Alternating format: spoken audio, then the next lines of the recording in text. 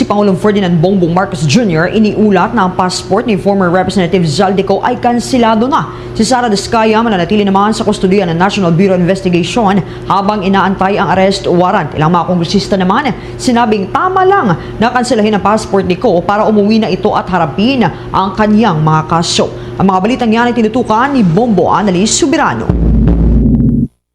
Kinansela na ng Department of Foreign Affairs ang passport ni dating Ako Bicol Party List Representative Zaldico na isa sa mga iniimbestigahan kaugnay sa flood control project anomaly. Ito ang iniulat ni Pangulong Ferdinand Marcos Jr. Ayon sa Pangulo, sinabi nitong inatasan na niya ang Department of Foreign Affairs at Philippine National Police sa makipag-ugnayan sa mga embahada ng Pilipinas upang matiyak na hindi na magagamit nito ang kanseladong pasaporte para umiwas sa mga kaso. Bahagi rin ang koordinasyon ang agarang pag-report sakaling tangkaing pumasok nito sa ibang bansa nang sa gayon agad maisagawa ang repatriation sa kanya pabalik ng Pilipinas. Pakinggan natin si Pangulong Ferdinand Marcos Jr. At ito ay isa pang report na aking ibibigay tungkol sa mga investigasyon at kaso sa mga questionable flood control project na ating nakita. May babalita ko po sa inyo na ang passport po ni Zaldico ay kanselado na. Kaya in-instructionan ko na ang Department of Foreign Affairs, pati yung PNP, na makipag-ugnayan sa ating mga embassy sa iba't ibang bansa para tiyakin na hindi maaring magtago itong ating hinahabol na magtago doon sa kanilang bansa, at kung sakali man ay siya'y pupunta ron ay i-report sa atin para naman ay maibalik natin siya dito sa Pilipinas. Inihayag din ng Pangulo na nanatili sa kustodiya ng National Bureau of Investigation si Sara Diskaya na iniimbestigahan din sa flood control anomaly investigation. Matapos itong sumuko kahapon kahit wala pang lumalabas na warrant of arrest laban sa kanya. Siniguro ni Pangulong Marcos na maayos ang takbo ng proseso at haharap sa hustisya ang mga sangkot sa umunay operasyon at sabwatan sa likod ng questionable flood control project. Patuloy pa rin anya na ang investigasyon at pag-aain ng mga kaso upang mapanagot ang mga responsable at mabawi ang pondo ng bayan na pinaniniwala ang nawaldas dahil sa anomalya. Muli si Pangulong Ferdinand Marcos Jr. Kaugnay naman kay Sara Diskaya, sumuko naman siya kahapon sa NBI at nasa kustodya na siya ng NBI.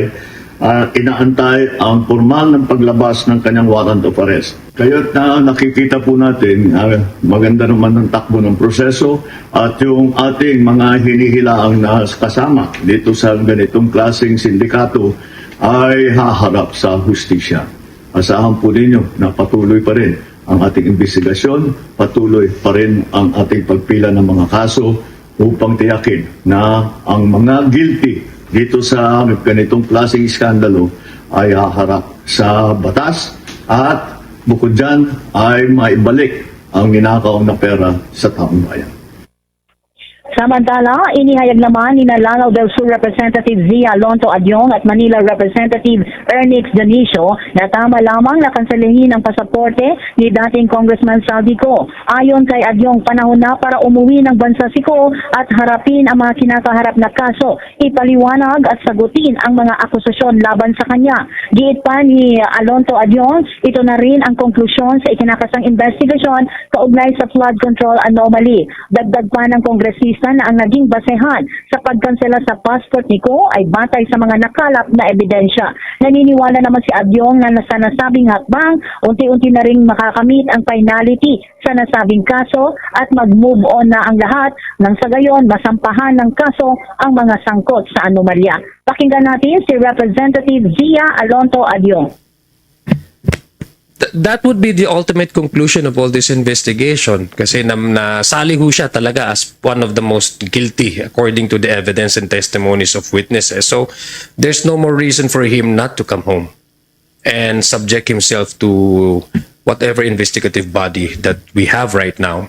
And para mabigyan din siya ng pagkakataon na ma-depensa ang kanyang sarili sa paraan na naaayon sa ating batas. Hindi yung mag-video ka lang somewhere in some portion in the globe, tapos sasabihin mo that's the truth. So I guess it's a step forward. It's a positive step towards achieving the finality of this investigation, which is to file an actual charges para mag-move on na po tayo sa issue na ito at makasuhan na po yung dapat na. Sa panig naman ni Representative Ernix Dionisio, sinang-ayunan nito ang pahayag ni Adyong na anya makakahanap na ng mga paraan ang pamahalaan para mapauwi sa bansa sa lalong madaling panahon ang dating mambabatas na sangkot sa flood control scam. Pakinggan natin si Representative Ernix Dionisio. A very big step forward. Kasi yun talaga yung inaantay na yung cancellation ng passport.